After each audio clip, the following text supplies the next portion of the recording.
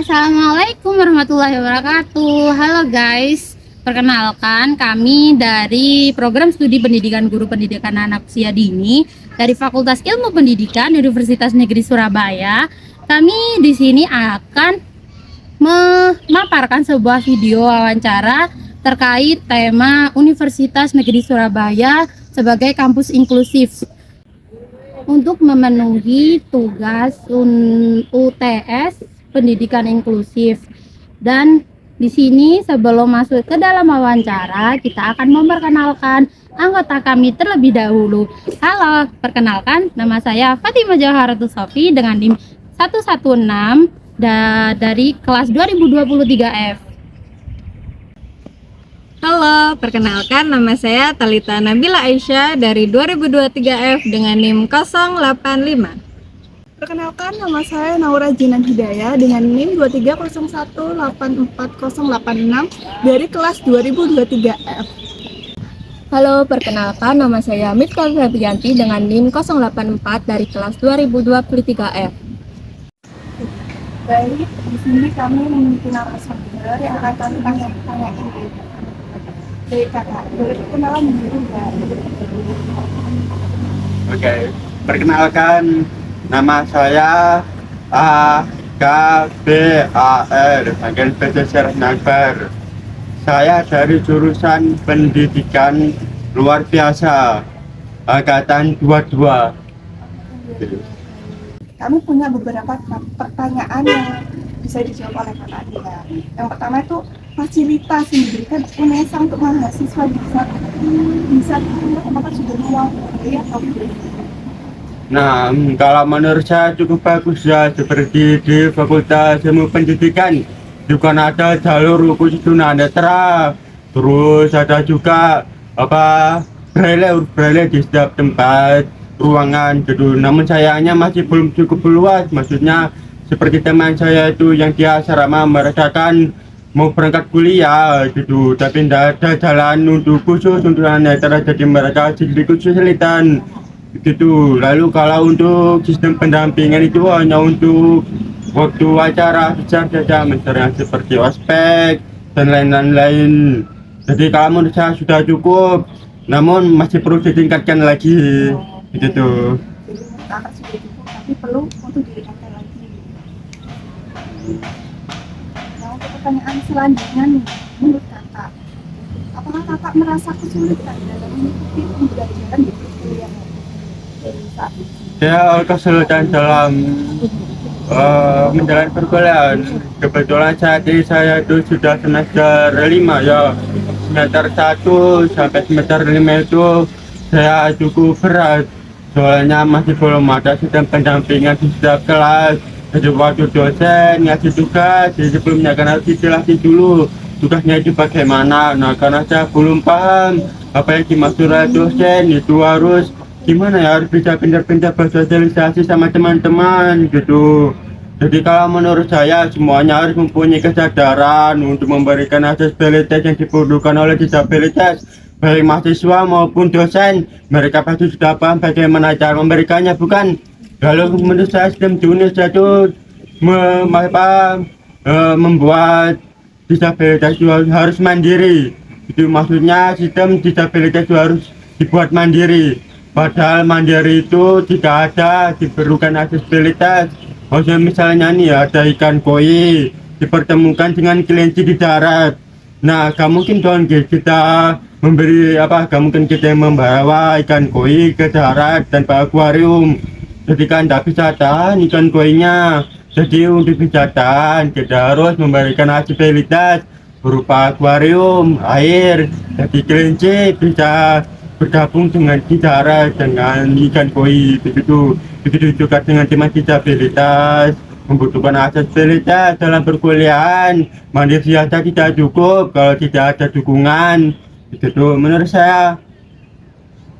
Ya, baik, bisa dipahami. Nah, untuk selanjutnya untuk kita mungkin bisa tanyakan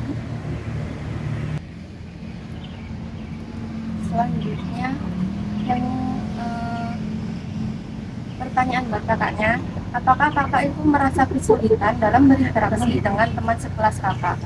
Oke, kalau untuk saya sendiri tidak kesulitan ya, karena saya sangat pintar untuk beradaptasi dengan lingkungan baru. Tapi kalau untuk teman tuli lainnya, tahu saya mereka punya banyak banget masalah untuk berinteraksi dengan teman-teman di kelasnya itu. Misalnya nih, kalau teman biasanya ada ya teman tuli, mau tanya tugas-tugas gitu, maksudnya waktu kuliah kan dosen yang jelasin apa-apa gitu, tapi tidak ada teman dengar yang ngasih tahu.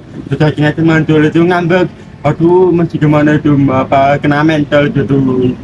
Oke, jadi kalau menurut saya ya teman-teman harus bisa saling terbuka, baik teman tuli maupun teman dengar. Kita harus sama-sama saling berinteraksi, tidak boleh berpikir buruk gitu. Kalau mau tanya apa-apa bisa langsung tanya, udah kok. Teman dengar mungkin nggak keberatan, tapi kalau teman tuli diam saja, juga teman dengar tidak tahu kira-kira teman tuli tersebut memerlukan bantuan apa tidak. Jadi biar sama-sama saling tahu dan sama-sama saling membantu, kita harus saling bertanya begitu. Selanjutnya itu apa motivasi kakak itu agar bisa tetap menjadi mahasiswa aktif di sela-sela kesibukan perkuliahannya kakak? Oke, aktivis salah kesibukan, berbicara tentang kesibukan di luar, saya membentuk komunitas Dua Indonesia. Oke, lalu saya juga pernah mengajar di autism Center terapi, bagian itu di mana ya, Surabaya Barat dekat kecil. Nah, saya kerjanya biasanya hari Senin sama Jumat. Itu karena apa ya, kuliah saja nggak cukup kalau kita nggak bisa membangun sosial di lingkungan luar gitu. Kita harus hanya mencari referensi, terus ilmu-ilmu di luar itu juga sangat banyak loh, karena ilmu itu tidak cukup hanya di kelas, tapi juga membutuhkan relasi, kenalan-kenalan baru, karena itu sangat berguna banget kalau kita sudah lulus. Jadi kita bisa memiliki jaringan luas di lingkungan masyarakat gitu. Selanjutnya ini pertanyaan yang terakhir buat kakaknya. Di sela-sela kakak kuliah, kakak itu juga bisa meluangkan waktu untuk bekerja. Bagaimana kakak itu bisa melakukan itu tuh dengan maksimal? Oke, untuk saya kerja di dua tempat. Yang pertama itu di autism Children Therapy dan barista di Hotel Fairwood. Jadi hari Senin saya ngajar di autism Children Therapy, sama Jumat, Senin Jumat ngajar di sana. Lalu hari Rabu sama Kamis saya kerja barista di Hotel Fairwood gitu. Kalau waktu tugas-tugasnya saat ini kan saya mengikuti WMK, Wirausaha Kemerdekaan.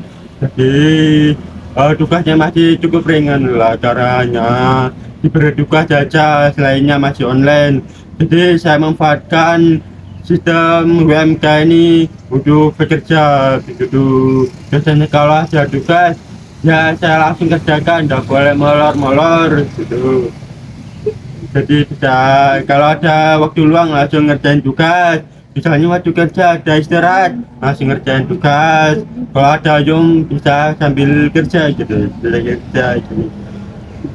Ya gitu, saya gitu sih. Meskipun sibuk tetap bisa meluangkan waktu mengerjakan tugas ya. Terima kasih kakak sudah mau menjawab pertanyaan dari kita semua nih, dari teman-teman. Kami sangat-sangat berterima kasih, dan sekian dari kami. Assalamualaikum warahmatullahi wabarakatuh.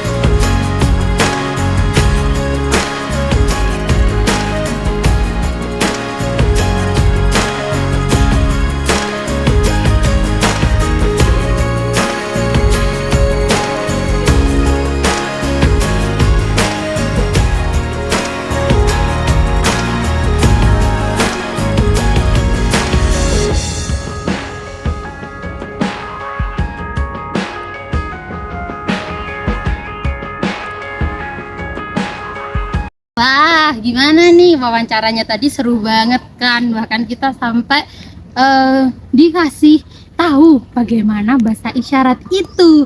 Nah, dari wawancara yang kita lakukan tadi, kita menarik kesimpulan bahwa Universitas Negeri Surabaya ini bisa dikatakan menjadikan kampus yang inklusif, di mana fasilitas yang diberikan oleh kampus UNESA sudah cukup memadai bagi para penyandang disabilitas.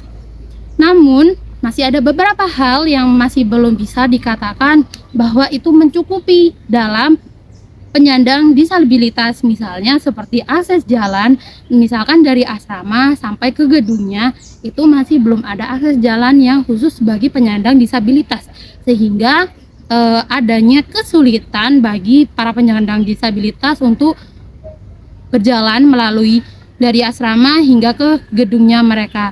Jadi hanya itu kesimpulannya. Universitas Negeri Surabaya atau yang biasa disebut dengan UNESA terus bertransformasi untuk menjadi kampus yang inklusif, mengutamakan aksesibilitas dan dukungan bagi semua mahasiswa yang bagi penyandang disabilitas, terutama mahasiswa disabilitas. Di UNESA, setiap mahasiswa memiliki kesempatan yang sama untuk belajar dan berkembang. Fasilitas dan layanan yang ramah disabilitas tersedia untuk menunjang proses pembelajaran mengajar di UNESA.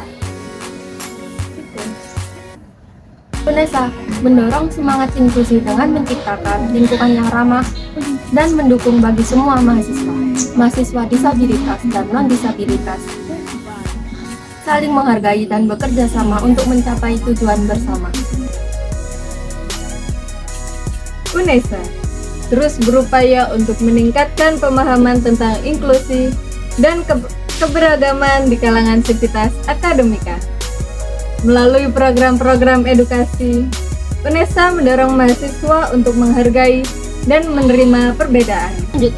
UNESA adalah kampus yang inklusif, tempat semua mahasiswa dihargai dan didukung untuk mencapai potensi terbaiknya.